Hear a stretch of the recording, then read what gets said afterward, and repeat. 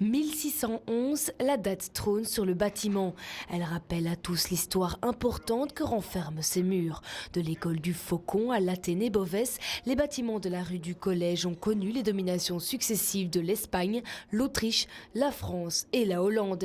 Ils ont aussi subi les 2 guerres mondiales avant de devenir en 1950 Athénée royale. 400 années, ça ne s'invente pas.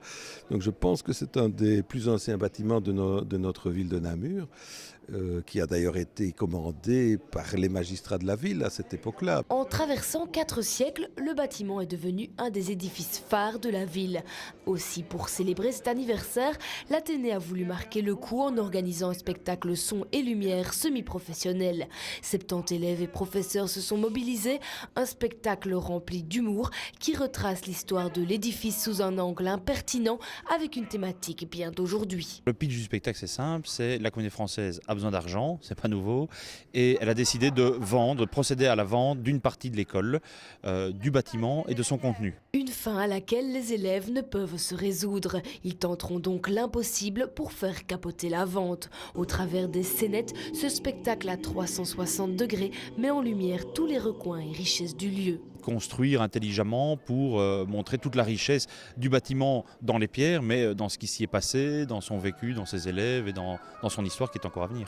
Le tout sous les yeux attentifs et émus des anciens présents pour l'occasion. Ça m'émeut.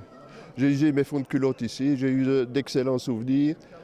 Et en plus, quand on retrouve de ses collègues d'une génération qui bientôt disparaît progressivement, ça fait chaud au cœur. Il y avait une atmosphère tout de suite, on était plongé dans... Voilà, les bâtiments, tout ça s'y prêtait, ça a créé une chaleur ici.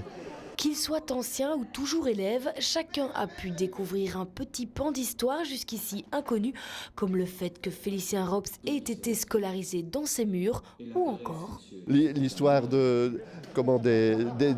sévices physiques qu'on donnait aux élèves du temps des jésuites, ça m'a fort surpris. L'examen sous les bombes, les élèves se sont retrouvés dans la cave et ils ont rendu tous des dissertations identiques. Je trouvais ça plutôt drôle. Remplis d'histoires et de souvenirs, les bâtiments qui ont déjà vu défiler des milliers d'élèves sont prêts à en accueillir encore bien d'autres. Et ce n'est pas la communauté française et les problèmes de financement qui les en empêcheront.